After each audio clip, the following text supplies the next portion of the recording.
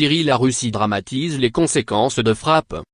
Une semaine après l'attaque chimique de Douma près de Damas, alors que les pays occidentaux continuaient d'étudier leurs options militaires pour punir le régime de Bachar el-Assad, Moscou multipliait les avertissements.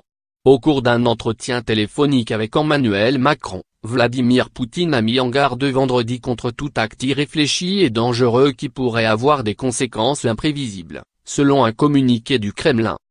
La priorité est d'éviter le danger d'une guerre entre les États-Unis et la Russie, avait affirmé jeudi soir l'ambassadeur russe à l'ONU, Vassily Nebenzia, tandis que Sergueï Lavrov, le chef de la diplomatie russe, avertissait des risques d'un chaos similaire à l'Irak et à la Libye. Même d'insignifiants excès provoqueront de nouvelles vagues de migrants en Europe et d'autres développements dont ni nos partenaires européens n'ont besoin, mais qui peuvent réjouir ceux qui sont protégés par un océan. Allusion aux États-Unis, a déclaré Sergueï Lavrov, lors d'une conférence de presse. Lire aussi, Syrie, entre Russie et États-Unis, l'escalade est-elle inéluctable? Et ce dernier d'accuser les services spéciaux d'un État qualifié de russophobe, la Grande-Bretagne, a précisé plus tard l'armée russe, d'avoir mis en scène l'attaque chimique, qui a causé la mort de plusieurs dizaines de personnes. Est-ce l'imminence d'une frappe occidentale qui a également poussé le secrétaire général de l'ONU, Antonio Guterres, à redouter une escalade militaire totale? À Washington, Donald Trump n'a pas encore pris sa décision de frapper ou pas la Syrie, a répété vendredi Nikki Haley, l'ambassadrice américaine aux Nations Unies. Le dilemme reste entier, comme l'a résumé Jim Mattis, le patron du Pentagone, devant le Congrès. Nous cherchons à arrêter le massacre d'innocents, toutefois sur un plan stratégique, la question est de savoir comment nous évitons une escalade hors de contrôle, si vous voyez ce que je veux dire, a ajouté le ministre américain de la Défense, laissant transparaître des réticences à frapper. Peu avant, Mattis avait reconnu que les États-Unis ne disposaient pas de preuves de l'utilisation d'armes chimiques par Damas. Si, à Washington, certains plaident pour une frappe soutenue et prolongée pour qu'elle soit efficace, à Paris, Emmanuel Macron reste prudent. Quelques heures plus tôt, Emmanuel Macron sur TF1 a affirmé avoir la preuve que Damas avait bien utilisé de telles armes chimiques, au moins du chlore. De quelle preuve s'agit-il? Le chef de l'État en a-t-il parlé à Donald Trump lors d'une conversation téléphonique, prévue normalement dans la nuit de jeudi à vendredi, mais que l'Élysée, sollicité par Le Figaro, refusait de confirmer.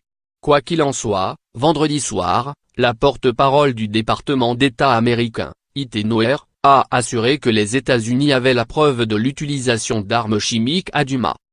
Lire aussi, frappe en Syrie, l'objectif n'est pas de renverser le régime d'El-Assad. Si, à Washington, certains plaident pour une frappe soutenue et prolongée pour qu'elle soit efficace, à Paris, Emmanuel Macron reste prudent, avec une priorité en tête, éviter une escalade au Moyen-Orient. Mardi, le chef de l'État avait bien dit que la France ne voulait s'en prendre qu'aux sites chimiques, et pas aux alliés, ni russes ni iraniens, du régime.